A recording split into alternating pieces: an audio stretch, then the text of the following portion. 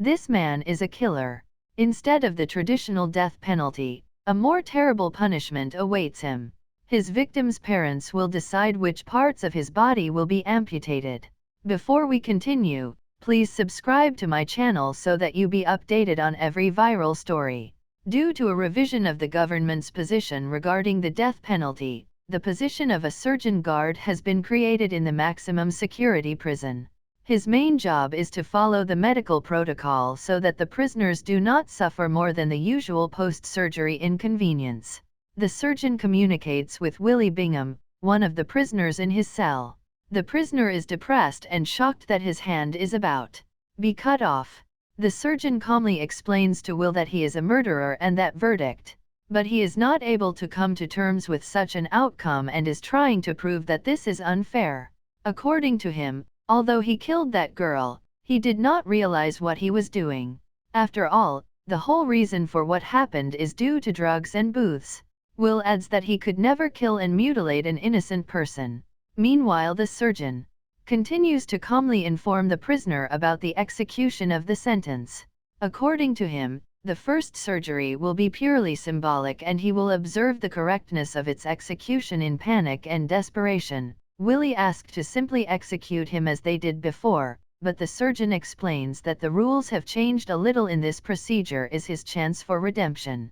In the end, he can become a nationwide example and at most, after the second or third surgery, his redemption will be over. These words clearly do not inspire Will, and he vomits into the toilet. Next, we see the hospital ward where preparations for the surgery are underway. On the bed, fully conscious is a frightened Willie Bingham behind the glass. All this is watched by members of the family of the deceased, a father and 2 daughters. It is they who have the right to decide how far surgeons can go. The father gives the command to proceed and the warden gives instructions to the surgeons. A drawing class is taking place in one of the middle schools. Children draw and play. Suddenly Willie is brought into the classroom with an amputated left hand and he tells the students about what criminal acts can bring to shock. Children are clearly not ready for such a gloomy performance. During the second operation, Will has his right arm and left leg removed. It seems that the family members of the deceased are getting a taste. As his deformities increase, their results begin to be shown to difficult teenagers from the most neglected public schools. During these visits, Willie tries to tell the juvenile delinquents to behave themselves, unless of course they want to look like him, although Willie was strong enough in spirit and recovered well physically. The prospects of a third surgery did not bode well before the procedure. The warden tries to cheer up the poor man, praising him for his stamina and expressing the hope that the members of the family of the deceased will take pity on him and will not go too far.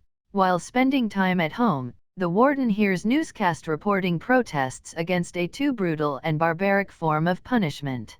For criminals like 38-year-old Willie Bingham who abused and killed a schoolgirl, everything is ready for the third surgery, and the doctors hope for the favor of the family members of the deceased girl. But the father coolly orders to begin. The surgeons and the overseer look at each other in disappointment. During this surgery, Bingham loses a kidney and lung, and this even has a certain plus because of the organs of prisoners provide a small but stable income for the recently privatized prison system. In addition, instead of regular television, Willie has shown videos of his operations at his leisure.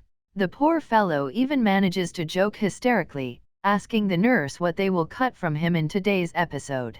5 months later, Bingham is scheduled for 1/5 surgery, during which his genitals are removed. After that day, he no longer cried or spoke to anyone.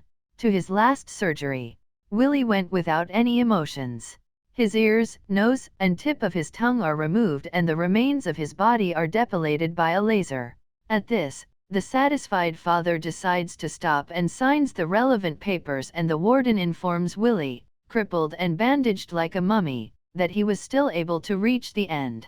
5 years have passed since then. Bingham's room is the last one on the south side of the top floor and the lights are always on. He is always there and his eyes are constantly looking at the ceiling in deathly silence. Except the last week of every month. After all, It is at this time that Willie Bingham is taken to schools. This is where the story ends. Subscribe for more videos like this. Thanks for watching.